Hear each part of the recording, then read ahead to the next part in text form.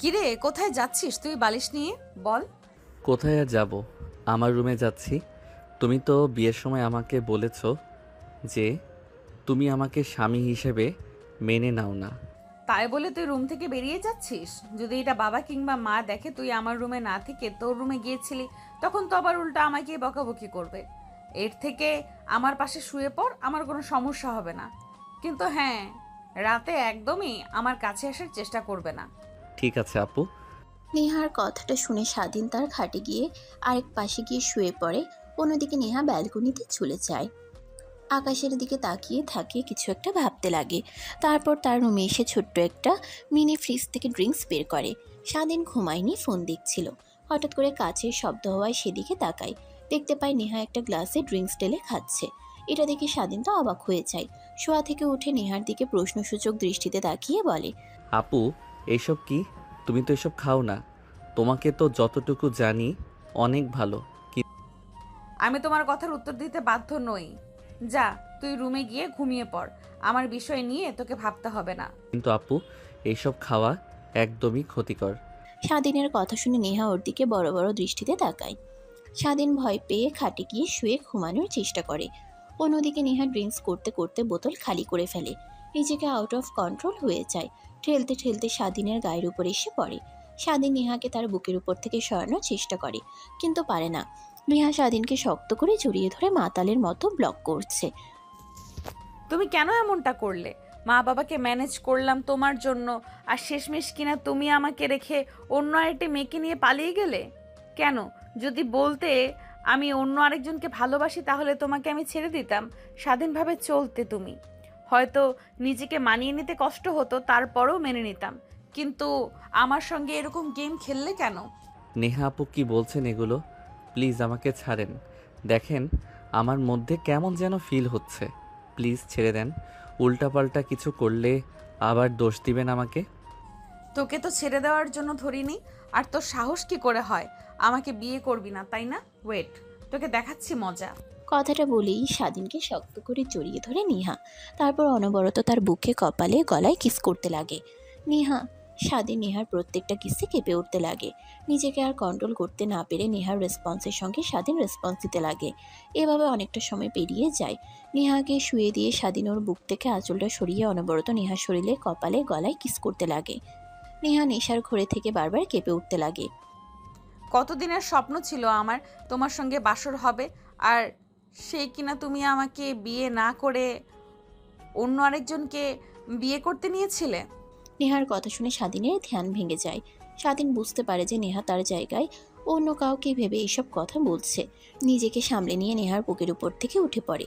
তারপর ওর বুকের উপর শাড়ি দিয়ে পুনরায় খাট থেকে উঠতেই যাবে, ঠিক তখন নেহা স্বাধীনের হাত ধরে একটা টান দেয়। স্বাধীন নিজের তাল সামলাতে না পেরে নেহার বুকে গিয়ে পড়ে। তারপর স্বাধীনকে শক্ত করে জড়িয়ে ধরে বলে, কই যাচ্ছ তুমি? তোমাকে তো আমি যেতে দেব না আমার কাছ থেকে। অনেক কষ্ট করে, অনেক কাঠখড় পুড়িয়ে তোমাকে পেয়েছি। দেখেন আপু, আপনি নেশার ঘোরে থেকে উল্টাপাল্টা কথা বলছেন। প্লিজ আমাকে ছেড়ে দেন। সকালে যখন আপনার নেশা ভেঙে যাবে তখন আবারও তো আমাকে খারাপ আজে বাজে কথা বলবেন। প্লিজ আমাকে ছেড়ে যেও না। আমাকে সুখের সাগরে ডুবিয়ে তারপর তুমি যাও। প্লিজ আমাকে ছেড়ে তুমি যেও না। কথাটা বলে নেহা কান্না করতে লাগে। স্বাধীন সেই দিকে তাকিয়ে ভাবতে লাগে। তাহলে আপুর সঙ্গে যেই ছেলেটার বিয়ে হওয়ার কথা ছিল, আপু সেই ছেলেটাকে আগে থেকে চেনেন, না হলে তার জন্য এমন করবে কেন? কথাটা ভেবে স্বাধীন নেহার বুকের উপর থেকে উঠতে যাবে। নেহা স্বাধীনকে পুনরায় খাটে শুয়ে দিয়ে তার বুকের উপর উঠে ঘাড়ে, কপালে, নাভির উপরে কিস করতে লাগে। নেহার প্রত্যেকটা কিসে স্বাধীন কেঁপে উঠতে লাগে। নিজেকে আর সামলাতে না পেরে নেহাকে নিয়ে হারিয়ে যায় এক ভালোবাসার অতল গভীরে। সেইভাবে পেরিয়ে যায় প্রায় 2 ঘন্টা। সম্পূর্ণ ঘর নিস্তব্ধ। শুধুমাত্র নেহা আর স্বাধীনের ঘন ঘন নিঃশ্বাসের শব্দ ঘরকে কম্পিত করে তুলছে। স্বাধীন নেহাকে তার সঙ্গে শক্ত করে জড়িয়ে ধরে ঘুমিয়ে যায়। পরের দিন সকালবেলা নেহার ঘুম ভেঙে যায়, মাথা ঝিমঝিম করছিল।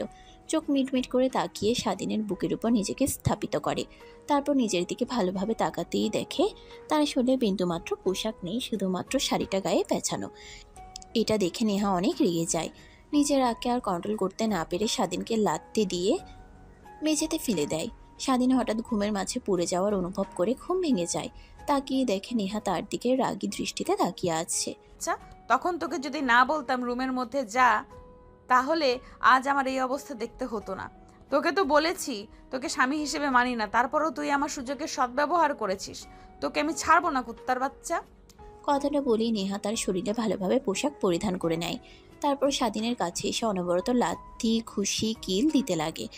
স্বাধীন ভেবাচেকা খেয়ে যায় আর কথাগুলো শুনে ড্যাব ড্যাব করে তার দিকে তাকিয়ে বলতে লাগে, আপু তুমি এগুলো কি বলছো? তুমি তো আমাকে জোর করে করলে, আবার সব দোষ আমার উপরে ঢালছো। একদম মিথ্যা কথা বলবি না। আমি তো ড্রিঙ্কস করেছিলাম। আমি আজকেই প্রথম না, প্রতিদিন রাতে ড্রিঙ্কস করি। কখনো আমার তো এরকম হয়নি। অবশ্য আজকে রেগে গিয়ে একটু বেশি ড্রিঙ্ক করে ফেলেছিলাম, আর তুই সেই সুযোগটাই কাজে লাগিয়েছিস। কুত্তার বাচ্চা, তোর খবর আছে। আপু সরি, যখন আপনি আমার সঙ্গে ওইগুলো কাজ করতে নিয়েছিলেন তখন নিজেকে আর কন্ট্রোল করতে পারি না। প্লিজ আমাকে ক্ষমা করে দেন। তুই কেমন কাজ করেছিস যে তোর কোনো ক্ষমা নেই? ওয়েট, তুই বাবা আমার পছন্দের ছেলে না। তোকে দেখাচ্ছি কিভাবে এই বাড়ি থেকে বের করি, তুই দেখতে থাক। কথাটা শুনে স্বাধীন নেহার পা জড়িয়ে ধরে বলতে লাগে, প্লিজ আপু, কিছুদিন পর আমার এক্সাম, এর মধ্যে তুমি কোনো সিন ক্রিয়েট করো না। আর ভালো করে তো জানো এই পৃথিবীতে আমার কেউ নেই আঙ্কেল আন্টি ছাড়া। তারা আমাকে থাকতে দিয়েছে, নিজের ছেলের মতো করে বড় করছে। প্লিজ এমন কিছু বলো না আঙ্কেল আন্টিকে, যাতে তারা কষ্ট পেয়ে আমাকে এই বাড়ি থেকে বের করে দেয়। স্বাধীনের কথা বলার ধরন দেখে নেহা অনেকটাই বাকরুদ্ধ হয়ে যায়। এত বড় একটা ছেলে যে কিনা আবার তার পা ধরে কান্না করছে, তাকে যেন এই বাড়ি থেকে বের করে না দেওয়া হয় এটা দেখে নেহার মনে মায়া জন্মায়। তারপর স্বাধীনকে উদ্দেশ্য করে বলে, ঠিক আছে, কাউকে কিছু বলবো না, কিন্তু আমার একটা শর্ত আছে। যদি শর্ত মতো চলতে না পারিস তাহলে তোকে এই বাড়ি থেকে যেইভাবেই হোক আমি বের করে ছাড়বো। আর তুই তো ভালো করেই জানিস আমি একবার মুখ দিয়ে যা বলি তা বাস্তবে করি। ঠিক আছে আপু, তুমি যা বলবে আমি সে কথা মতোই চলবো। প্লিজ আমাকে এই বাড়ি থেকে বের করে দিও না। তোমার একটা না হাজারটা শর্তেও আমি রাজি আছি। প্রথমত তুই আমার বোনের সঙ্গে খুব কম কথা বলবি, কারণ তোকে এই অল্প কিছুক্ষণ এই আমার চেনা শেষ। অনেক খারাপ ছেলে। আমার মতো যদি সবার আমার বোনের উপরে ছাপিয়ে পড়িস তখন আমার বোনকে কে বিয়ে করবে? না হয় তোর সঙ্গে বিয়ে হয়েছে স্ত্রী, আর দ্বিতীয়ত মা বাবার সামনে স্বামী স্ত্রীর ব্যবহার করবে। বাহিরে আমরা যেই রকমই থাকি না কেন, আমি জানি বাবা তোকে অনেক বিশ্বাস করে, অনেক বিশ্বাস করে। তোর সঙ্গে আমাকে বিয়ে দিয়েছে। যদি দেখে আমাদের সম্পর্কটা খারাপ তাহলে অনেক ভেঙে পড়বে। আর লাস্ট কখনো যেন কোনো মেয়ের আশেপাশে তোকে না দেখি। মেয়ে হইতে সর্বনিম্ন 100 হাত দূরে থাকবে, আর লেখাপড়ায় মনোযোগ দিবি। তুই যদি আমার এই শর্তগুলো মেনে চলতে পারিস তাহলে আমি মা বাবাকে কিছুই বলবো না। আর হ্যাঁ, যখন আমি তোকে যেখানে যেতে বলবো তৎক্ষণাৎ যাবি, না হলে তোর খবর আছে। এই শর্তগুলো যদি মানতে পারিস তাহলে আমি বাবা মাকে কিছুই বলবো না তোর নামে। নেহার শর্তগুলো শুনে স্বাধীন অনেকটা অবাক হয়, কিন্তু নিজেকে সামলে নিয়ে বলতে লাগে, ঠিক আছে আপু, আমি তোমার শর্তে রাজি, কিন্তু প্লিজ তুমি আঙ্কেল আন্টিকে কিছুই বলবে না আমার নামে উল্টাপাল্টা কথা। ঠিক আছে, আগে তুই আপু বলা বন্ধ কর। আমাকে আপু বলে ডাকবে যখন আমি আর তুই থাকবো। যখন অন্য কেউ আসবে তখন আমার নাম ধরে কিংবা যে কোনো একটা নামে ডাকবি। ঠিক আছে। ঠিক তখনই দরজায় কড়া নাড়ার শব্দ আসে। নেহা তাড়াতাড়ি করে বিছানা গুছিয়ে নেয়, তারপর বিছানায় বসে পড়ে। স্বাধীন গিয়ে দরজা খুলে দেয়, দেখতে পায় তার বান্ধবী সাথী দাঁড়িয়ে আছে। স্বাধীনকে দেখতে পেয়ে সাথী বলতে লাগে, কিরে, তোদের কি সকাল হয় নাই? সবাই বাইরে তোদের জন্য অপেক্ষা করছে, আর নিজের কি হাল করেছিস? পুরো শরীরের লিপস্টিকের দাগ। এখানে যদি আমি না এসে মা আসতো তখন কি হতো বলতো? কথাটা শুনেই স্বাধীন আয়নার দিকে তাকায়, দেখে তার পুরো শরীরে লিপস্টিকের দাগ লেগে আছে। এটা দেখে নেহার দিকে তাকাতেই নেহা একটা মুচকি হাসি দিয়ে ওয়াশরুমে চলে যায়। অন্যদিকে সাথী পুনরায় স্বাধীনকে উদ্দেশ্য করে বলতে লাগে, রাতভর অনেক এনজয় করেছিস, দুইজনেই তাই ক্লান্ত হয়ে সকাল অবধি ঘুমাইছিস। আর হবে না, মনে যেন থাকে। তোর কিন্তু সামনে এক্সাম, লেখাপড়ায় মনোযোগ দে। সিনিয়র বউ পেয়ে সারাক্ষণ শুধু রোমান্টিকতা বাদ দিস। সাথীর কথা শুনে স্বাধীন সাথীর মাথায় একটা থাপ্পড় দিয়ে বলতে লাগে, কুত্তি, নিজের দুলাভাইকে কি কেউ এসব কথা বলে? তোর কি একটু লজ্জা নেই নাকি রে? নাকি সব ধুয়ে খেয়েছিস? মাই ডিয়ার দুলাভাই, আপনি হয়তো ভুলে গেছেন যে আমি আপনার শালিকা হওয়ার আগে বেস্ট ফ্রেন্ড ছিলাম।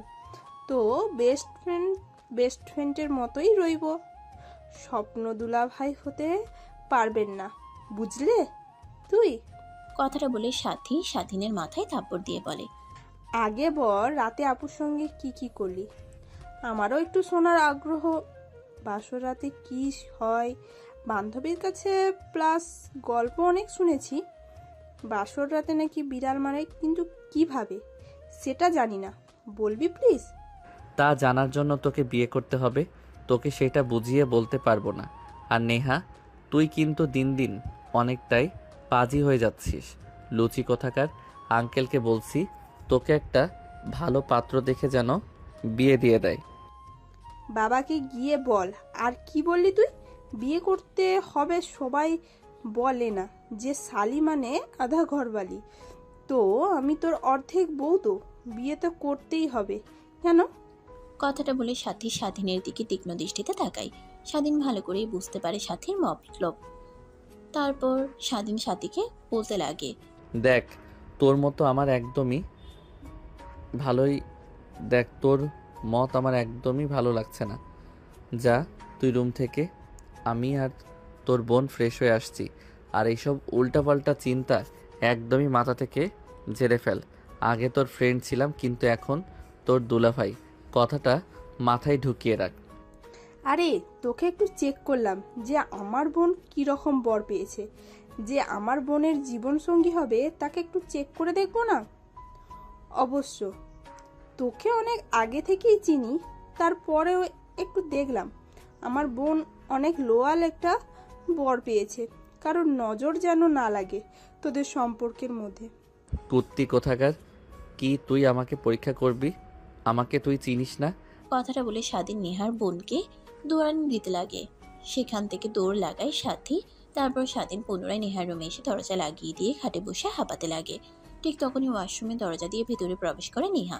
স্বাধীনকে হাঁপাতে দেখে প্রশ্নসূচক দৃষ্টি নিক্ষেপ করে নেহা বলতে লাগে, কিরে, তোর আবার কি হয়েছে? এভাবে হাঁপাচ্ছিস কেন? মনে হচ্ছে যুদ্ধ করেই এইমাত্র বাসায় ফিরলে। আরে বলো না আপু। ও সরি, তুমি তো আবার আপু বলতে নিষেধ করেছ। তাহলে কি বলে রাখবো? হ্যাঁ, মনে পড়েছে। সুন্দর একটা নাম দেই তোমার। হ্যাঁ, মিষ্টি। স্বাধীনের কথা শুনে নেহা স্বাধীনের দিকে তীক্ষ্ণ দৃষ্টিতে তাকায়। হেয়ার ড্রায়ার করতে করতে স্বাধীনকে বলতে লাগে, মিষ্টি মানে? এইটা আবার কেমন নাম? এত অদ্ভুত নাম আমার হতে যাবে কেন? তুই আমাকে নেহা বলে ডাকবি, সমস্যা নেই। ঠিক আছে, তোমার নাম ধরেই এখন থেকে ডাকবো আমি। এবার বল, তখন অমন করে হাঁপাচ্ছিলি কেন? কি হয়েছিল তোর? আরে বলো না আপু, তোমার বজ্জাত বোন আমাকে বলে কি না কিভাবে বিড়াল মারলো, বাসর ঘরে কি কি হয়, এই সবচেয়ে জানতে চাচ্ছে। তাই দৌড়ানি দিয়েছি। তা তুই প্রতি উত্তরে কি বললে? সিনিয়র বউয়ের সঙ্গে তারপর অনেক এনজয় করেছিস, এইসবই বললি, তাই তো? আরে না, ও তো আগে আমার বান্ধবী ছিল, কিন্তু এখন তো আমার শালিকা। ওর সঙ্গে কি সব ডিসকাস করা যাবে?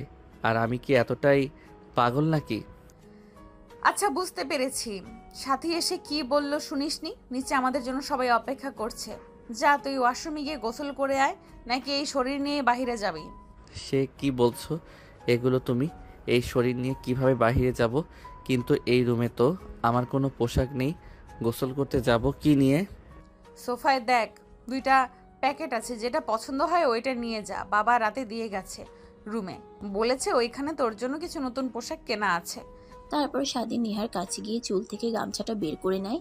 নেহা স্বাধীনের দিকে রাগী দৃষ্টিতে তাকায়, কিন্তু স্বাধীন সেদিকে কোনো ধ্যান দেখায় না।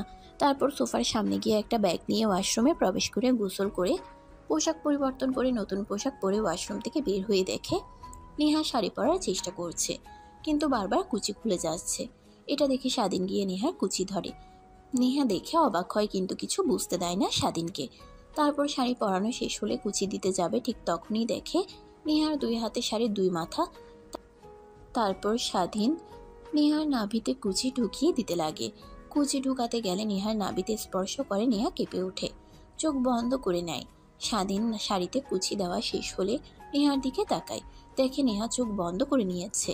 তখনই স্বাধীন নেহাকে বলে, আপু সরি, নেহা শাড়ি পরানো শেষ হয়েছে, এবার দেখেন কেমন লাগছে আপনাকে। আর শাড়ি পরতে পারেন না আপনি, তাহলে কালকে শাড়ি পরেছিলেন কিভাবে? আরে আগামীকাল তো পার্লার থেকে এসে আমাকে সাজিয়ে দিয়েছিল, আর আমি তো শাড়ি পরতে পারি না। আজকে ইউটিউব থেকে শিখে শিখে শাড়ি পরতে নিয়েছিলাম, কিন্তু পারলাম আর কই। এই প্রথম শুনলাম যে কিনা ইউটিউব থেকে শাড়ি কিভাবে পরতে হয় এটা শিখছিল। অনেক মজা পেলাম আপনার কথা শুনে। হয়েছে, তোকে আর এইসব নিয়ে হাসতে হবে না, চল নিচে সবাই আমাদের জন্য অপেক্ষা করছে। স্বাধীন নেহার কথা শুনে দরজা দিয়ে বাহিরে প্রবেশ করে। নেহা নিজের মাথায় নিজে একটা থাপ্পড় লাগিয়ে বলতে লাগে, এই নেহার এই কি ভাবছিস তুই এইসব? ও তো ছোট আর তোর বোনের বেস্ট ফ্রেন্ড। উল্টাপাল্টা চিন্তা ভাবনা মাথা থেকে ঝেড়ে ফেল। আর ও অনেক সুন্দর ক্যারিয়ার রয়েছে, যা আমি থাকলে হয়তো বা নষ্ট হয়ে যাবে। স্বাধীনের কাছ থেকে নিজেকে সব সময় দূরে রাখতে হবে। স্বাধীনের মায়ায় পড়া যাবে না। কথাটা আনমনেই ভাবছিল।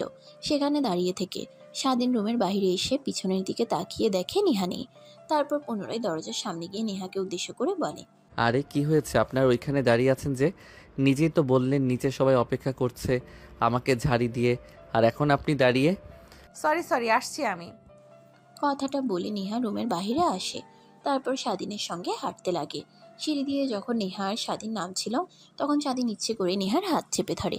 এটা দেখে নেহা স্বাধীনের দিকে একটু রাগী দৃষ্টিতে তাকায়, কিন্তু পরক্ষণে নিচে থাকা সবার কর্তব্য কথন দেখে নেহা তার মুখে হাসি রেখা টানে। তারপর খাবার টেবিলে গিয়ে দুজনে চেয়ার টেনে বসে পড়ে।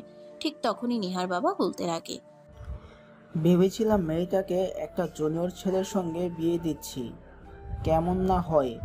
আর যে রাগী, কিন্তু দুজনকে অনেক ভালো মানিয়েছে, অনেক সুন্দর লাগছে মা তোদের দুজনকে। নেহার বাবার কথা শুনে সবাই তালে তালে মিলাতে লাগে। সবাই স্বাধীন আর নেহার জুটি ভালো বলতে লাগে। এটা দেখে নেহা অনেকটা খুশি হয়, কিন্তু নিমিষেই তার খুশি মুখটা গুমড়ে যায় আর আনমনেই ভাবতে লাগে, সবাই কত খুশি, কিন্তু তারা তো আর জানে না এই বিয়েটা খুব অল্প সময়ের জন্য, হয়তো বা আর কিছু বছর, তারপরে তো ডিভোর্স হয়ে যাবে। ভালো করে জানি, ইচ্ছে থাকলে সারা দিন খেয়ে আমার করে রাখতে পারবো, কিন্তু রাখবো না। ওর লাইফ আছে, ওর ভালো মন্দ পছন্দ অপছন্দ আছে, তাই না? কাউকে নিজের করে চালাতে আমি ভালো করে জানি স্বাধীন কখনোই আমাকে মেনে নিবে না। আমি তার থেকে প্রায় 3 বছরের সিনিয়র। সবার ইচ্ছে থাকে জুনিয়র মেয়েকে বিয়ে করা, সেইখানে তো আমি সিনিয়র। আসলে আমার কপালটাই খারাপ, কাউকে ক্ষণস্থায়ীভাবে পাই না। কথাগুলো আনমনে ভাবছিল। ঠিক তখনই পাশ থেকে নেহার বোন অর্থাৎ সাথে তার গায়ে হাত দিয়ে বলতে লাগে, কিরে আপু, কই হারিয়ে গেলি কল্পনার জগতে? বাবা, তোকে কখন থেকে ডাকছি, কিন্তু তুই তো বাবার কথার কোনো সাড়াও দিচ্ছিস না। কোথায় যেন হারিয়ে গিয়েছিস তুই? আরে না, কই কিছু না তো। হ্যাঁ বাবা বলো, কি বলবে তুমি? না কিছু না, বলছি খাওয়া দাওয়া শেষ করে তোরা তোদের রুমে গিয়ে অপেক্ষা করিস, তোদের সঙ্গে কিছু ইম্পর্টেন্ট কথা আছে। আচ্ছা বাবা। তারপর খাবার সার্ভ করতে লাগে। খাওয়া শেষ করে সবাই বসার রুমে গিয়ে আড্ডা দিতে লাগে। স্বাধীন আর নেহা একটা সোফায় বসে রয়েছে। দুইজন স্বাধীন ইচ্ছে করে রয়েছে, এটা দেখে নেহা শুধু ফুরছে, কিন্তু কিছুই বলতে পারছে না এতগুলো মানুষের সামনে। স্বাধীন নেহাকে তার দিকে রাগী দৃষ্টিতে তাকিয়ে থাকতে দেখে নেহার কানের কাছে গিয়ে বিড়বিড় করে বলে, প্লিজ কিছু মনে করবেন না। এখন যদি সবার সামনে কেমনভাবে হাত না ধরে থাকি, তাহলে সবাই মনে করবে আমাদের সম্পর্কটা ভালো নেই। দেখছেন না আমাদের হাসি খুশি দুইজনের বন্ডিং দেখে সবাই কতটা খুশি হয়েছে। কিন্তু হাসিটা তো শুধুমাত্র ক্ষণস্থায়ী, চিরস্থায়ী তো নয়। তো সবাইকে দেখিয়ে কি বোঝানোর চেষ্টা করছিস তুই? দেখুন আমাদের সম্পর্কটা কী রকম আপনি ভালো করেই জানেন, তারপরেও বলছেন যে? ঠিক তখনই তাদের দুজনের কাছাকাছি মুখ নিয়ে এসে সাথী কানে কানে নেহা আর স্বাধীনকে বলতে লাগে, মাই ডিয়ার বেস্ট ফ্রেন্ড, ও সরি দুলা ভাই অ্যান্ড বোন্ড রুমে আছে, রুমে গিয়ে যা ইচ্ছে করো। সবার সামনে এমনভাবে কথা বলছো, সবাই কি মনে করবে? যাও রুমে যাও। আর বাবা তো বললো তোমাদের রুমে যেতে। সাথীর কথা শুনে নেহা একটু রেগে গিয়ে বলে, সাথে এটা কিরকম ব্যবহার? দেখছিস না কথা বলছি, তারপরও দুইজনের মধ্যে কান ঢুকিয়ে দিয়ে কথা বলছিস। একটা কথা মনে রাখবে, আগে স্বাধীন তোর বন্ধু ছিল, কিন্তু এখন দুলা ভাই। ওকে সম্মান দিয়ে কথা বলবে। নেক্সট টাইম যেন তুই তুকারি করতে না দেখি, তাহলে বাবাকে বলবো গিয়ে। আরে বাদ দাও না, তুমিও কি ওর মতো হতে যাবে নাকি? চলো রুমে যাই। বাবা না বললো আমাদের কি যেন ইম্পর্টেন্ট কথা বলবে। কথাটা বলে স্বাধীন দাঁড়ায়। তারপর নেহার হাত ধরে সবার সামনে দিয়ে হেঁটে তাদের রুমের দিকে যেতে লাগে। সবাই দুজনের দিকে তাকিয়ে থেকে বলতে লাগে, দেখো নেহা মামুনিকে আর স্বাধীন বাবাকে দুজনকে কত সুন্দর মানিয়েছে। যখন নেহা মামুনির বিয়ে ভেঙে যাচ্ছিল তখন তো আমি অবাক হয়ে যাই, মেয়েটার জীবন বোধ হয় এখানেই শেষ। কিন্তু সবার সামনে স্বাধীন দাঁড়িয়ে থাকে, বিয়ে করলো। দেখো অল্প কিছু সময়ের মধ্যে আবার নেহা মামুনির মুখে হাসিয়ে ফুটে এনেছে। যদি নেহা মামুনিকে সুখে রাখতে পারবে একমাত্র স্বাধীনই স্বাধীন। হ্যাঁ, ঠিক বলেছো তুমি। দুজনকে কত সুন্দর মানিয়েছে, কেউ দেখে বুঝতেই পারবে না। নেহা মা স্বাধীনের থেকে 3 বছরের সিনিয়র। দেখে যেন মনে হচ্ছে নেহা মামুনির ছোট, স্বাধীনই বড়। কথাগুলো বলেই তারা নিজেদের মধ্যেই হাসাহাসি করতে লাগে। অন্যদিকে স্বাধীন আর নেহা সব কথোপকথন শুনতে পায়। দুজন দুজনের দিকে তাকিয়ে মুচকি একটা হাসি দেয়। তারপর তাদের রুমের দিকে যেতে লাগে। রুমের কাছে গিয়ে দেখে নেহার বাবা রুমের মধ্যে আগে থেকে সোফায় বসে আছে। স্বাধীন আর নেহা সোফায় বসে পড়ে। তারপর নেহার বাবা উঠে দরজা লাগিয়ে দেয়। এটা দেখে স্বাধীন একটু অবাক হয়, কিন্তু কিছু বুঝতে দেয় না। তারপর নেহাকে আর স্বাধীনকে উদ্দেশ্য করে নেহার বাবা বলে, শোনো মা আর স্বাধীন বাবা, তোমাদের দুজনকে উদ্দেশ্য করে বলছি, আমি জানি তোমরা সবার সামনে সেরকম দেখাও না, তোমরা নিজেদের মধ্যে আসলে তেমন না। আমি এত জানি যে একটা সম্পর্ক কখনো এই অল্প সময়ের মধ্যে এতটা ঘনিষ্ঠ হতে পারে না। কিন্তু একটা কথা মনে রাখবে, যাই করো আমার মান সম্মান কখনো নষ্ট করো না। আর স্বাধীন বাবা, তোমাকে আমার ছেলের মতো দেখি, বাসায় থাকতে দিয়েছি, পড়ালেখার খরচ দেই, আমার মেয়ের সঙ্গে তোমাকে বিয়েও দিয়ে দিয়েছি। ধরতে গেলে আমার ছেলের মতোই তুমি। এমন কোনো কাজ করবে না যার দ্বারা আমি অসম্মানিত হই। তোমাদের দুজনের কাছ থেকে শুধু এইটুকুই চাওয়া আমার। কথাটা বলেই নেহার বাবা সোফা থেকে উঠে দরজা খুলে রুমের বাইরে চলে যায়। নেহার বাবা রুম থেকে চলে যেতেই স্বাধীন নেহা অনেকটা অবাক হয়ে যায়, কারণ তারা এমনভাবে চলছিল কেউ যেন সন্দেহ না করে। তারপর স্বাধীন রুমের মধ্যে আর না থেকে ফোন নিয়ে ব্যালকনিতে চলে যায়। নেহা রুমে বসে থেকে ভাবতে লাগে, তাহলে বাবা কি কিছু একটা বুঝতে পেরেছে? না হলে তো এরকম ভাবে কথা বলবে না। এবার আসেন আপনাদেরকে ফ্ল্যাশব্যাক থেকে ঘুরিয়ে আনা যাক। নেহা, স্বাধীন, সাথী, নেহার বাবা মা সবাই খাবার টেবিলে বসে খাবার খাচ্ছিল। ঠিক তখনই নেহার বাবা বলে ওঠে, মা, বয়স তো আর কম হলো না, তোকে এত করে বললাম বিয়ে কর বিয়ে কর, কিন্তু তুই তো বিয়ে করতে রাজি না। বললাম তোর কোনো পছন্দের ছেলে আছে কি না আমাদের বল, আমরা দেখছি, তাও তুই বললি না। এভাবে কি হয়? একটা যুবতী মেয়েকে বাড়িতে রাখতে নেই। অনেকে অনেক বিয়ের প্রস্তাব নিয়ে আসে, বারবার ফিরিয়ে দিই তাদেরকে। বাবা এসব নিয়ে একদমই তোমাদের সঙ্গে কথা বলতে চাই না। সবে তো পরীক্ষা দিলাম, আর একটু লেখাপড়া করি, জীবনের অনেক ইচ্ছা আছে, সেগুলো পূরণ করি, তারপরে না হয় এসব নিয়ে ভাববো। বিয়ে করলে তো বাড়ি থেকে চলে যাব, শ্বশুর শাশুড়ি এইগুলো নিয়ে থাকতে হবে। মারে, আমাকে দেখছিস না?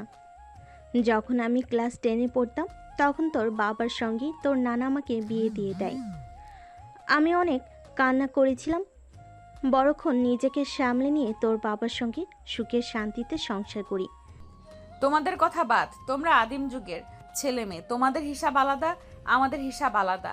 তো বাবা আমাকে বিয়ের পোশাক একদমই দিবে না। সেটা বললে কি আর হয়? যেহেতু একবার আঙ্কেল আন্টি বলেছে আপনাকে বিয়ে দেবে, বিয়ে দিয়ে ছাড়বে, এখন বলেন আপনার কোনো পছন্দ আছে নাকি? তাহলে তাদের শেখানো ছেলেকেই বিয়ে করতে হবে আপনাকে। পাশ থেকে স্বাধীনের কথা শুনে নেহা স্বাধীনের দিকে রাগী দৃষ্টিতে তাকায়। নেহাকে রাগী দৃষ্টিতে তাকাতে দেখে স্বাধীন খাবার খেতে লাগে। আচ্ছা ঠিক আছে, তোমরা যেহেতু এত করে বলছো, তাহলে তোমাদেরকে একটা ছেলের পিক দেখাবো। তোমরা ওর সঙ্গে আমাকে কিভাবে বিয়ে দিবে জানি না। নেহার কাছ থেকে বিয়ের কথাটা শুনে নেহার বাবা মা স্বস্তির নিঃশ্বাস ফেলে। তারপর খাওয়া দাওয়া শেষ করে সবাই রুমে চলে যায়। নেহার বাবা মা নেহার রুমে যায়। তারপরে ছেলেটার সম্পর্কে A to Z খুঁটিনাটি সব জেনে নেয়। তারপর নেহার বাবা নেহাকে বলে, ঠিক আছে, আমি আজ এই ছেলেটার সম্পর্কে খোঁজ নিয়েছি, যদি ভালো মনে হয় তাহলে তোকে বিয়ে দেব, না হলে তোমাদের দেখানো পাত্রকে তোকে বিয়ে করতে হবে। বাবা যার ইনফরমেশনগুলো তোমাকে দিয়েছি, ওই ছেলেটার সঙ্গে আমার 4 বছরের রিলেশন। তা আমি ওকে ছাড়া অন্য কাউকে বিয়ে করতে পারবো না। কি, তুই না একটু আগে বলি যে তুই কাউকে ভালোবাসিস না, আবার বলছিস 4 বছর রিলেশন, কিছুই বুঝতে পারছি না, সব মাথার উপর দিয়ে যাচ্ছে। আরে বাবা শোনো, আমি ওকে 4 বছর ধরে রিলেশনশিপে আছি। তোমরা কেউ জানো না, আমরা চেয়েছি দুজনে লেখাপড়া শেষ করে তবেই ফ্যামিলিকে বলবো আমাদের বিয়ের বিষয় নিয়ে। কিন্তু তুমি এর আগে যে পরিমাণ চাপ দিচ্ছ বিয়ের বিষয় নিয়ে, ওকে বলেছি, পরবর্তীতে বলল যে তাদের বাসায় বিয়ের প্রস্তাব নিয়ে যেতে। ও তাহলে এই ব্যাপার। আচ্ছা ঠিক আছে, আমি দেখছি ছেলেটার বিষয়ে খোঁজ খবর নিয়ে। কথাটা বলেই নেহার বাবা আর মা নেহার রুমের বাইরে চলে যায়। তারপর নেহা ব্যালকনিতে গিয়ে সজীবের নাম্বারে ফোন করে, অর্থাৎ তার বয়ফ্রেন্ডের নাম্বারে ফোন করে। জান কই আছো তুমি? আর তোমার বাবা মাকে বলে দিয়েছি, তারা আজকে বিয়ের জন্য অনেক প্রেশার দিচ্ছিল। বাবা মনে হয় তোমার বাসায় 2-1 দিনের মধ্যেই যাবে, তুমি ম্যানেজ করে নিও। ঠিক আছে যান, এটা নিয়ে তোমাকে ভাবতে হবে না। তাহলে যান, এখন তো অন্তত আমার সঙ্গে তুমি রাত কাটাতে পারো নাকি? আমাদের বিয়ের কথা সামনে এগোচ্ছে। না, এখন কিছুই হবে না। যা করার তুমি একদম বাসর রাতের আগে করবে, এর আগে একদমই নয়। অযথা আমাকে বলবে না, ঠিক আছে? আচ্ছা, তুমি কি আমাকে বিশ্বাস করো না? দেখো, এখানে বিশ্বাসের কথা উঠছে কেন? তুমি ভালো করে জানো আমি তোমাকে কতটা বিশ্বাস করি, নিজের জীবনের থেকেও বেশি। আর তুমি যা চাচ্ছ তা সম্ভব না, এটা হারাম। বিয়ের পর সব হালাল হয়ে যাবে, তখন তোমার যা ইচ্ছা তাই করিও। এখন একদমই ছোট বাচ্চাদের মতো কথা বলবে না। ঠিক আছে, বলবো না, কিন্তু তোমাকে বিয়ের আগে অনেক আপন করে পেতে ইচ্ছে করছে। আমার ইচ্ছেটা কি তোমার কাছে কোনো মূল্য নেই? হ্যাঁ অবশ্যই আছে, কিন্তু সবকিছু বিয়ের পর। আর হ্যাঁ, আজকে বিকেলে পার্কে এসো, তোমার সঙ্গে কিছু কথা বলার আছে। আচ্ছা ঠিক আছে, এখন ফোন রাখি, আমি কাজ করছি। ফ্রি হয়ে তোমাকে পরে না হয় কল দেব, আর বিকেলে পার্কে ঘুরতে যাব। কথাটা বলে সজীব ফোন রেখে দেয়। নেহা তার ব্যালকনি থেকে রুমে আসে, পড়ার টেবিলে বসে পড়তে লাগে। পড়তে পড়তে রাত যখন অনেক গভীর হয়ে যায়, তখন অনেক ইচ্ছে করে কফি খাওয়ার জন্য। কফি খাওয়ার জন্য নিচে কিচেন রুমের দিকে যেতেই তো অবাক হয়ে যায়। কিচেন রুমে গিয়ে দেখে স্বাধীন আর সাথী দুজনে কি যেন করছে। নেহা চুপি চুপি তাদের দুজনের কাছে গিয়ে দাঁড়ায়, মাথা উঁচু করে সামনের দিকে তাকিয়ে দেখে কেক বানানোর চেষ্টা করছে। কেক হলে দুজনে ইয়াহু বলে চিৎকার করে একে অপরকে জড়িয়ে ধরে। এটা দেখে তো নেহা অবাক হয়ে যায়। কিরে, এত রাতে তোরা দুজন কিচেন রুমে আর চিৎকার করছিস কেন? কি হয়েছে? আরে আপু বলো না, আমি আর স্বাধীন প্রায় 2 মাস হলো কেক তৈরি করার চেষ্টা করছি ইউটিউব দেখে দেখে, কিন্তু পারছি না। আজকে 2 মাস পর সফল হলাম কেক তৈরি করতে, তার জন্য একটু এক্সাইটেড হয়ে চিৎকার দিয়ে ফেলেছি। তা তুমি এত রাতে কিচেন রুমে কি করছো? রাত অনেক হয়েছে, কিন্তু ঘুম না আসায় একটু বাইরে আসলাম কফি খাওয়ার জন্য। কিচেনের রুমে ঢুকতেই তোদের এই লঙ্কা কাণ্ড। আমি বলি কি বোন, নিজেকে একটু সামলা, পরপুরুষের সঙ্গে কখনো এভাবে লেপ্টে থাকতে হয় না। তোকে তো দেখেই সবসময় স্বাধীনের সঙ্গে চিপকে থাকিস চুইংগামের মতন। আপু তুমি হয়তো ভুলে গেছো স্বাধীন আমার বেস্ট ফ্রেন্ড হয়, তো ওর সঙ্গে আনন্দ ফুর্তি ঘাসে গেছি করতে পারি, স্বাভাবিক। তোমার কাছ থেকে আমার শুনতে হবে না, ঠিক আছে? অন্যদিকে স্বাধীন দর্শকের মতো সেখানে দাঁড়িয়ে থেকে নেহা আর সাথীর কথোপকথন শুনছিল। এখন দুই বোনে নিজেদের মধ্যে ঝগড়া হওয়ার উপক্রম। ঠিক তখনই স্বাধীন আবহাওয়া বেগতিক দেখে সাথীকে সেখান থেকে হাত ধরে নিয়ে আসে বাহিরে। অন্যদিকে নেহা ভটভট করতে করতে কিচেন রুমে কফি প্রস্তুত করে তার রুমে চলে যায় খাওয়ার জন্য।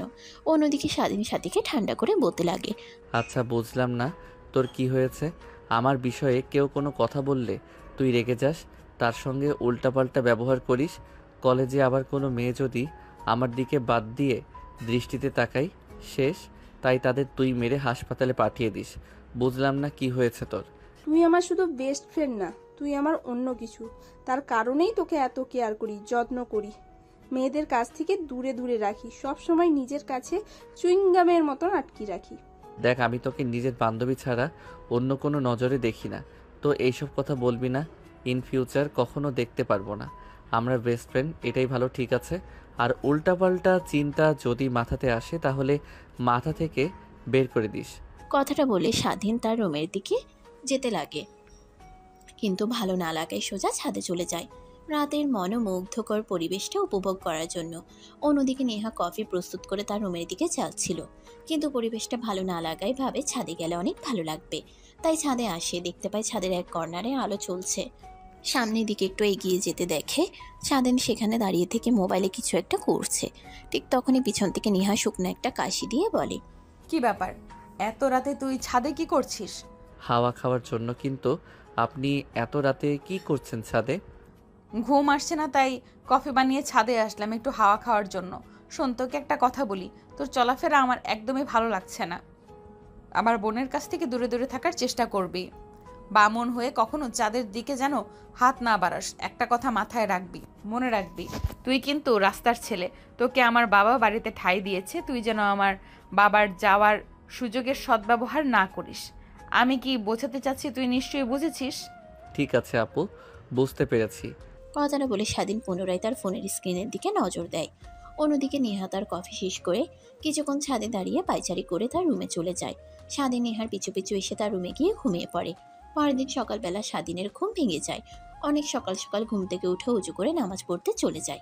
নামাজ পড়ে বাইরে গিয়ে একটু হাঁটাহাঁটি করে বাসে আসে। বাসে আসতেই দেখে নেহা তার বাবার দিকে রাগী দৃষ্টিতে তাকিয়ে ঝগড়া করছে। তোমার কত বড় সাহস সজীবের বিরুদ্ধে উল্টোপাল্টা কথা বলো? ও অনেক ভালো ছেলে, অনেকে ওকে সহ্য করতে পারে না, এর জন্য গ্রামের মানুষ অনেকে নানান বাজে কথা বলেছে, তাই তুমি সেই কথা শুনে এসে আমাকে বলছো সজীব বাজে? ওর সম্বন্ধে আমি 4 বছর ধরে চিনি, কখনো আমার চোখে তেমন কিছু ধরা পড়েনি। তুমি বলেছিলে না আমি যেখানে খুশি থাকবো তোমাদের সেখানেই খুশি? হ্যাঁ, তোমরা যদি আমাকে সজীবের সঙ্গে বিয়ে দাও তাহলে আমি খুশিতেই থাকবো। কিন্তু মা, একটা কথা বোঝার চেষ্টা কর। আমরা ওর গ্রামে গিয়েছিলাম, ওর গ্রামের মানুষ তো আর ওর সম্বন্ধে খারাপ কথা বলবে না। গ্রামে নাকি অনেক মেয়ের সঙ্গে ফষ্টি নষ্টি করেছে, পরিবর্তে ওকে গ্রাম থেকে তাড়িয়ে দিলে শহরে আসে, তারপর শহরে এসে বড়লোক বাবার মেয়েকে পটিয়ে তাদের কাছ থেকে কোটি কোটি টাকা আদায় করাই হলো ওর মূল উদ্দেশ্য। তুই বল যে ওর বাবা মাকে নিয়ে আমার বাসায় আসতে, দেখবি ও কখনো আসবে না। দেখো বাবা, আমি শর্টকাট একটা কথা বলি, আমি সজীবকে ছাড়া অন্য কাউকে বিয়ে করব না, এই কথাটা মাথায় যেন মনে থাকে। আর হ্যাঁ, সজীব খারাপ ছেলে হোক আর যেরকম ছেলেই হোক না কেন, তাতে আমার কোনো কিছুই যায় আসে না। ওর সঙ্গে থাকলে আমি সুখে থাকতে পারবো, আর আমি ওকে শুধরে নেব। তোমাকে আমাকে নিয়ে ভাবতে হবে না। দেখ মা, তোর বাবা যা বলেছে সত্যি বলেছে। আমরা তো আর তোকে জেনে শুনে আগুনের মধ্যে ফেলতে পারি না। তোর সুখ কোনখানে, অসুখ কোনখানে, এটা আমরা ভালো করেই জানি। কিন্তু বুঝলি, তোমাকে তো বললামই আমি সজীবকে ছাড়া অন্য কাউকে বিয়ে করতে পারবো না। যদি পারো তাহলে সজীবের সঙ্গে আমাকে বিয়ে দাও, না হলে দরকার নেই।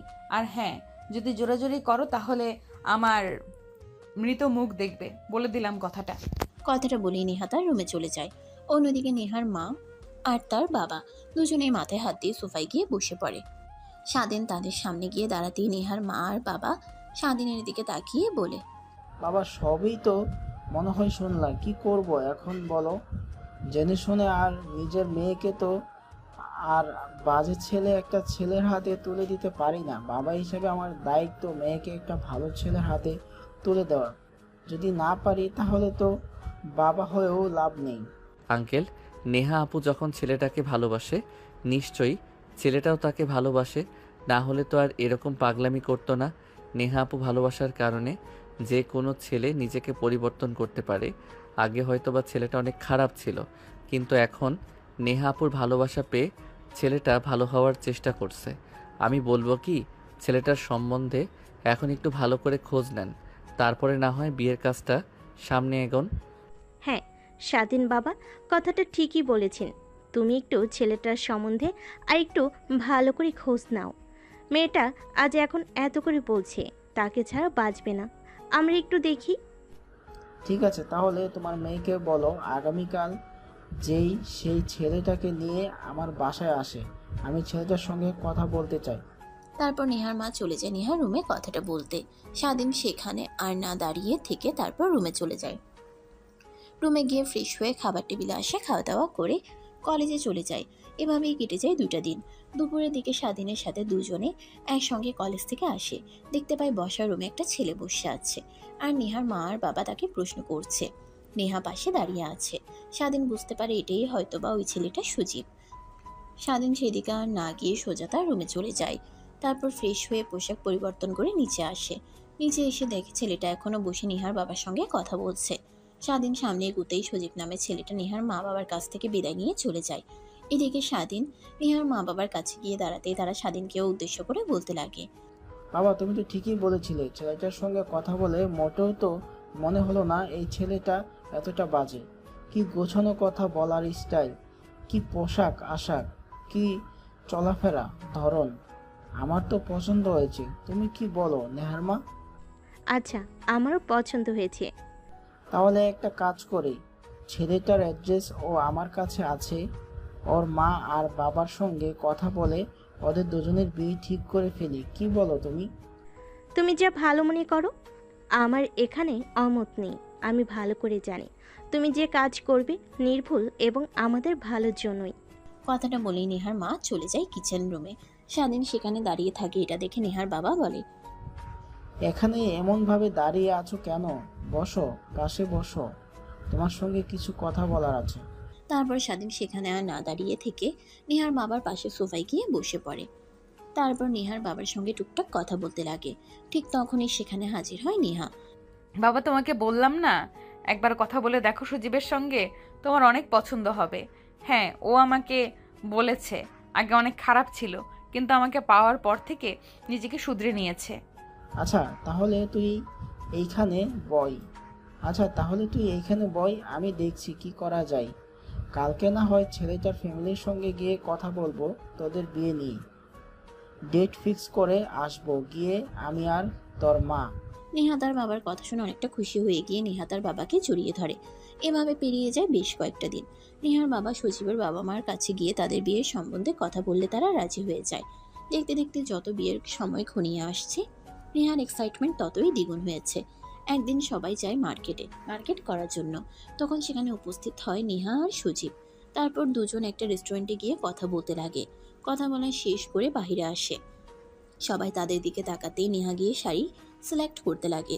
অন্যদিকে সজীব শপিং মলের বাইরে চলে যায়।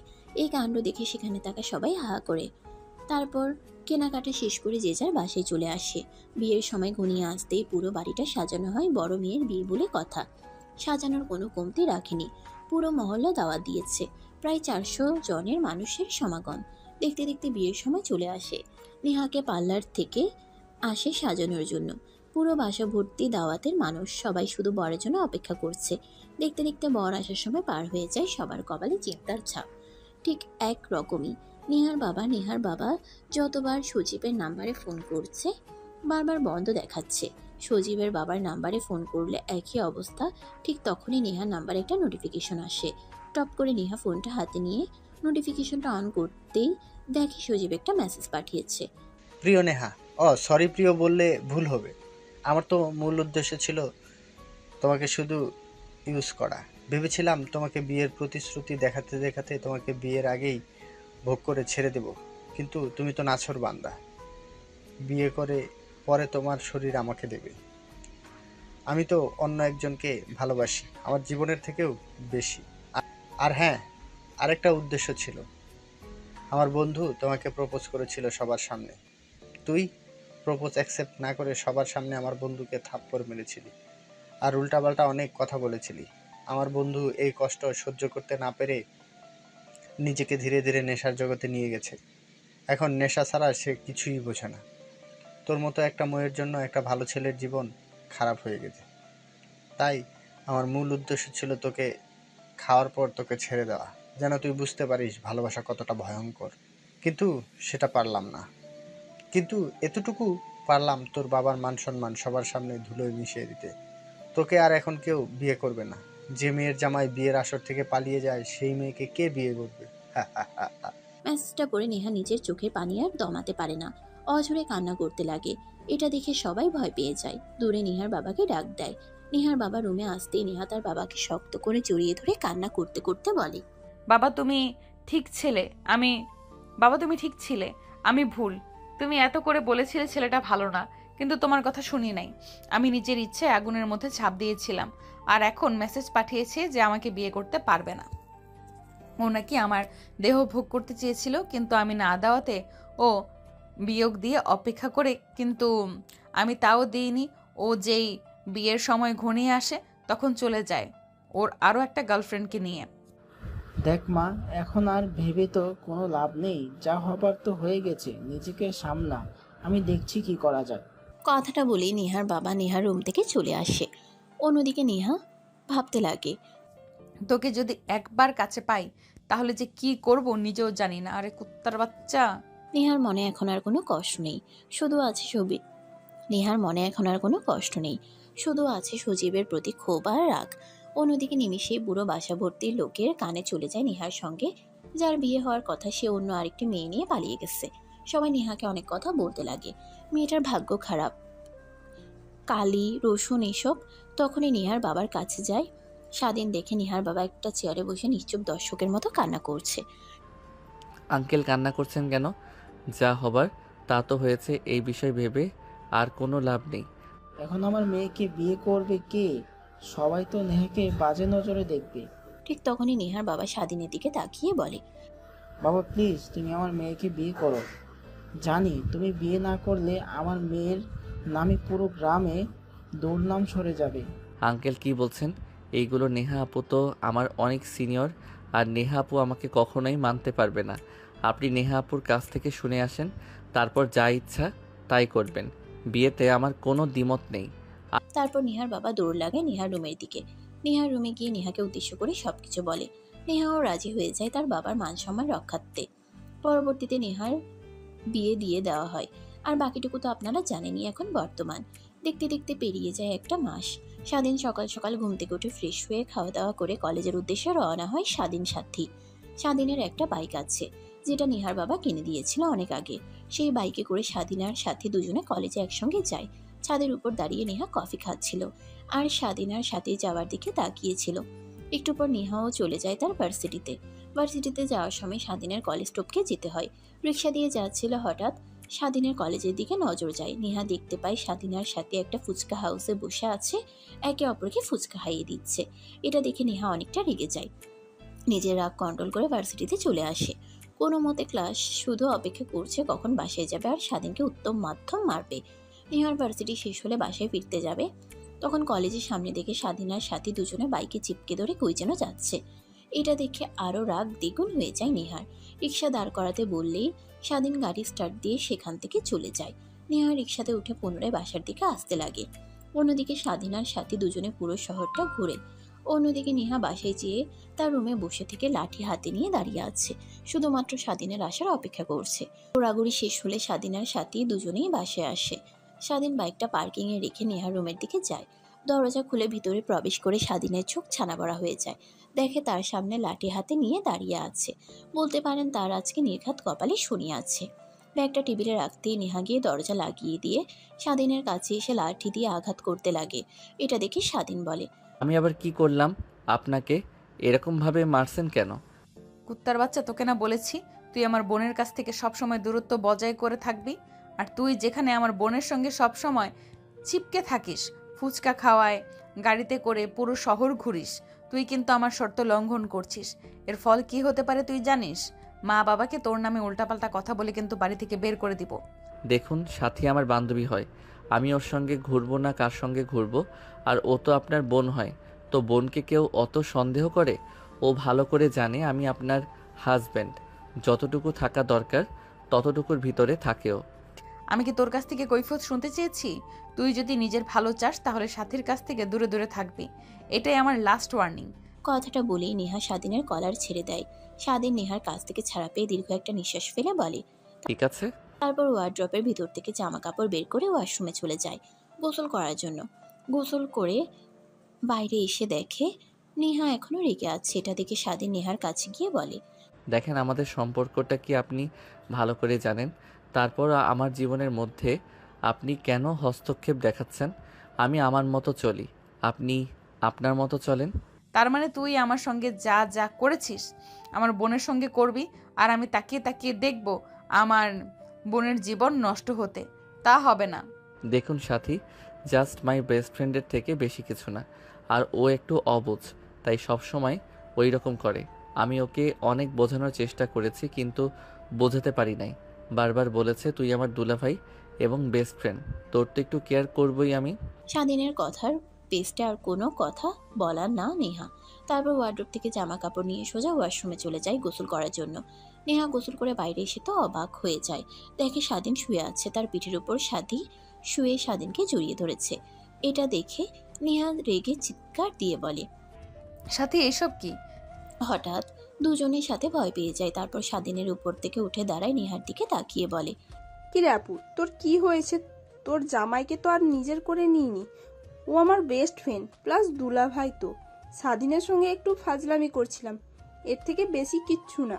তাই বলে তুই স্বাধীনের পিঠের উপর শুয়ে থেকে জড়িয়ে ধরবি? এইটা আবার কেমন বদঅভ্যাস?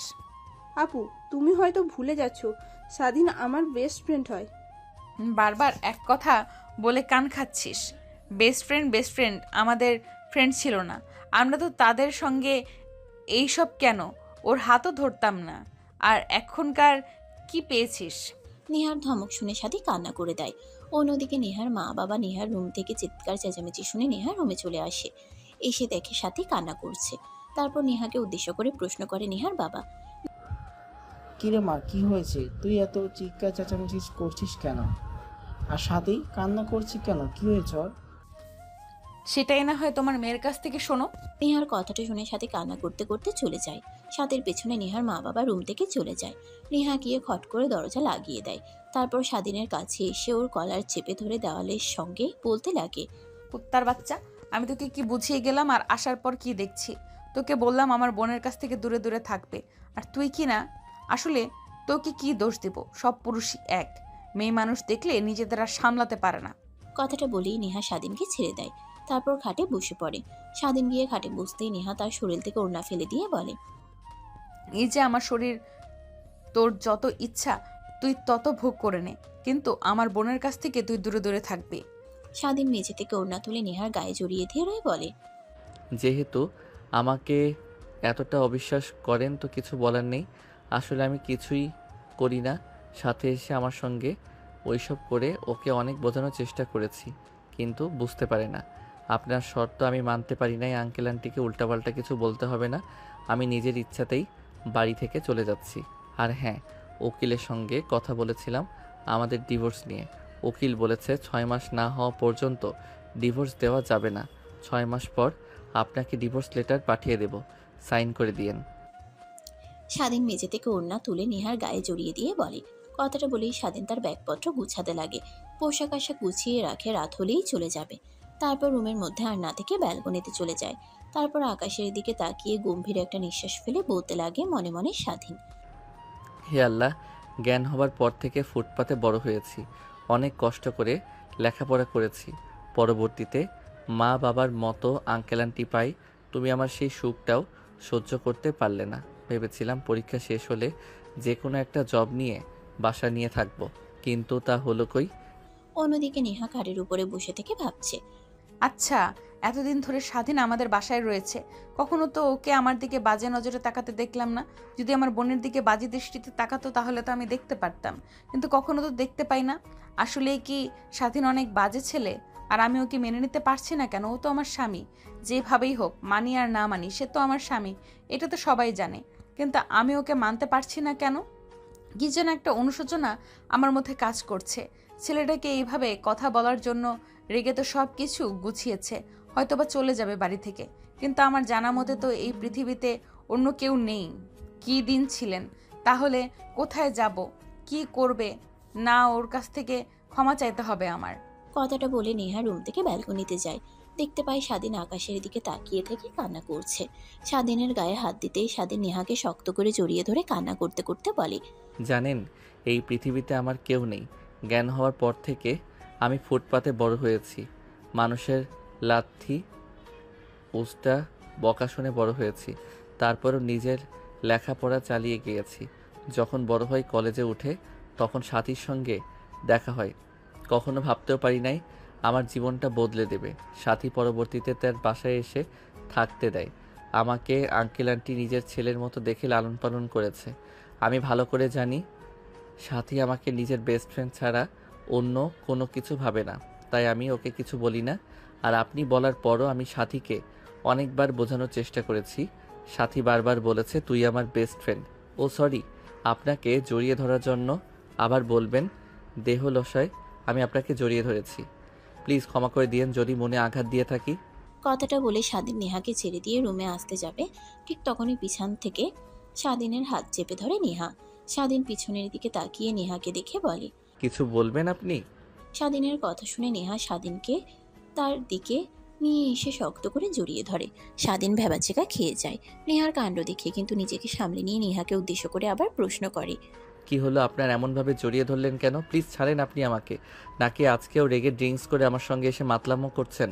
না, আমি ঠিক আছি, নিজের মধ্যে আছি। আর সরি তোকে ভুল বোঝার জন্য। কথাটা বলেই নেহা স্বাধীনের ঠোঁটের সঙ্গে ঠোঁট লাগিয়ে চুষতে লাগে। স্বাধীন তো অবাক, এর অষ্টম পর্দায় পৌঁছে যায়, কারণ কখনো ভাবতেও পারিনি এরকমটা করবে নেহা। স্বাধীন অনবরতও বলে, কিন্তু নেহা ছাড়ে না। প্রায় 5 মিনিট পর স্বাধীনকে ছেড়ে দিয়ে কলার চেপে ধরে খাটে নিয়ে এসে ফেলে দিয়ে স্বাধীনের বুকের উপরে বসে নেহা বলতে লাগে, কি ও শুরু করেছিস?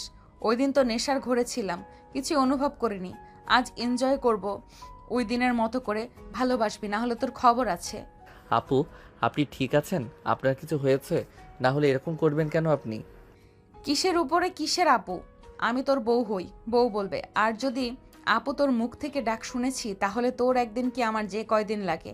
এখন আমি যা যা করি আমার সঙ্গে শুধু রেসপন্স কর, না হলে কি করব সেটা না হয় পরে দেখিস। কথাটা বলেই নেহা স্বাধীনের শরীর থেকে এক এক করে সব জামা কাপড় খুলতে লাগে। এটা দেখে স্বাধীন চোখ বন্ধ করে ফেলে। সেই নেহার শরীর থেকে জামা কাপড় খুলে স্বাধীনের বুকে, কপালে, গালে কিস করতে লাগে। স্বাধীন নিজেকে আর সামলাতে না পেরে নেহার প্রত্যেকটা রেসপন্সে সাড়া দিতে লাগে। সেভাবে পেরিয়ে যায় প্রায় 2 ঘন্টা। নেহা স্বাধীনের বুকের উপরে শুয়ে থেকে স্বাধীনের চুল নিয়ে খেলা করছিল। স্বাধীন উপরে থাকা সিলিং ফ্যানের দিকে তাকিয়ে থাকে। নেহার দিকে তাকিয়ে বলতে লাগে, দেখেন, আপনি নিজেও জানেন আমাদের সম্পর্কটা কখনোই এক হবে না। তারপরেও এসব কি? ওই দিন তো আপনি মাতাল ছিলেন, আমি নিজেকে সামলাতে পারিনি, কিন্তু আজকে? কিন্তু আমি তো তোকে মেনে নিয়েছি। মানে? তোকে কেন সাদের সঙ্গে দেখলে আমার এতটা রাগ হয় বুঝতে পারছিস না? নিজের স্বামীকে যদি অন্য একটা মেয়ের সঙ্গে দেখি, তাহলে তো যে কারোরই শরীরে রাগ উঠে যাবে, সেটা নিজের বোন হোক কিংবা অন্য কোনো মেয়ে। তাহলে এসব কি ছিল? আপনি যে বললেন আমাদের সম্পর্কটা কখনোই মানতে পারবেন না, তাহলে হঠাৎ করে সব কিছু ভুলে গেলেন যে? আরে বিয়ে করেছি, স্বামীর সঙ্গে থাকবো, এটাই তো শ্রেয়। কিন্তু আমি চেয়েছিলাম তোর লেখাপড়া শেষ করে বাবার ম্যানেজার পোস্টে চাকরি দিয়ে তবেই আমি তোমাকে আপন করে নিতে চেয়েছিলাম। কিন্তু তা হলো কই? ভেবেছিলাম তোমাকে এখন যদি আপন করে নেই, সব সময় আদর নিয়ে পড়ে থাকবে, লেখাপড়ায় অমনোযোগী হয়ে যাবে। তার কারণেই তোমাকে বলেছিলাম যে এই বিয়েটা মানি না। ও আচ্ছা, হয়তোবা আপনি জানেন না যে আমি কলেজ টপার। আমি সবই জানি, তারপরেও চেয়েছিলাম তুমি ভালোর থেকেও ভালো হও। মেনে নিয়েছি, তার মানে এই না সবসময় বাচ্চামোপনা করবে। এটাই লাস্ট, আর হবে না। যতদিন না তুমি লেখাপড়া শেষ করছো, বাবার কোম্পানিতে কাজ না করছো। তাহলে আর কি করার? নিজের বউকে ছেড়ে অন্য মেয়েদের দিকে তাকাতে হবে। নিজের বউয়ের ভালোবাসা না পেলে আর কি করার? অন্য মেয়েদের থেকে ভালোবাসা নিতে হবে। বললি তুই অন্য মেয়ে, তাই না? দেখাচ্ছি তোকে মজা। কথাটা বলেই নেহা পুনরায় স্বাধীনকে কিস করতে লাগে। নিমেষেই দুজন হারিয়ে যায় প্রেমের সাগরে। যেটা জানতে হলে আপনাদেরকেও বিয়ে করতে হবে। আর আমার মতো যারা এখনো সিঙ্গেল আছেন, শুধুমাত্র গল্প শুনে অনুভব করতে হবে। এবার আসেন গল্প বইরা যাক। সেভাবে অনেকটা সময় পার হয়ে যায়। দুজনে ওয়াশরুমে গিয়ে একসঙ্গে গোসল করে বাইরে আসে। স্বাধীন পোশাক পরিধান করে খাটে গিয়ে শুয়ে থেকে ফোন চাপছিল। হঠাৎ ড্রেসিং টেবিলের দিকেই চোখ আটকে যায়। দেখতে পায় নেহা চুলগুলো হেয়ার ড্রায়ার করছে। তার কারণে চুল উঠছে, মাঝে মাঝে ঘন ঘন চুল তার মুখে পড়ছে। স্বাধীন অপলক দৃষ্টিতে নেহার দিকে তাকিয়ে থাকে। হঠাৎ নেহা স্বাধীনের দিকে তাকিয়ে দেখে তার দিকে তাকিয়ে আছে। এটা দেখে নেহা ভ্রু কুঁচকে স্বাধীনকে বলে, কি ব্যাপার, ওইরকম ভাবে আমার দিকে তাকিয়ে আছো কেন? না মানে আমার সিনিয়র বউটাকে দেখছি। আমাকে আবার দেখার কি আছে? অনেক কিছুই আছে। যা। আর কোনো কথা না বলে স্বাধীন ফেসবুকিং করতে লাগে। এভাবে অনেকটা সময় পার হয়ে যায়। রাতের বেলা সবাই খাবার টেবিলে খাবার খাচ্ছিল। ঠিক তখনই নেহার বাবা স্বাধীন আর নেহার দিকে 2টা খাম এগিয়ে দিয়ে বলে, এই নাও, এখানে তোমাদের দুজনের জন্য কক্সবাজারে যাওয়ার এয়ার টিকিট আছে। আগামীকাল সকাল 10টার সময় তোমাদের দুজনের ফ্লাইট। মানে কক্সবাজার কেন বাবা? কোনো কি সমস্যা হয়েছে? না, কিছুই হয়নি। তোমাদের তো বিয়ে হয়েছে অনেকদিন হলো, তাই একটু বাইরে গিয়ে ঘুরে আসো। নেহার বাবার কথা শুনে পাশ থেকে সাথী তার বাবাকে উদ্দেশ্য করে বলতে লাগে। বাবা, আমিও যাব কক্সবাজার আপুর আর স্বাধীনের সঙ্গে। কেন আবার কাবাবের মধ্যে হাত ধুতে যাবি? নেহার বাবার কথা শুনে স্বাধীন বিষম খেয়ে যায়। নেহা স্বাধীনের দিকে পানি এগিয়ে দিতেই ঢক ঢক করে পানি খেয়ে নেয়। তারপরে নেহার বাবাকে বলে, আঙ্কেল, এইসবের কি দরকার ছিল? সামনে তো আবার আমার পরীক্ষা রয়েছে, বাইরে যেতে পারবো না। এর থেকে বলি কি, আপনি আর আন্টি দুজনে গিয়ে ঘুরে আসেন, পরে না হয় পরীক্ষা শেষ হলে আমি, নেহা আর সাথী যাব।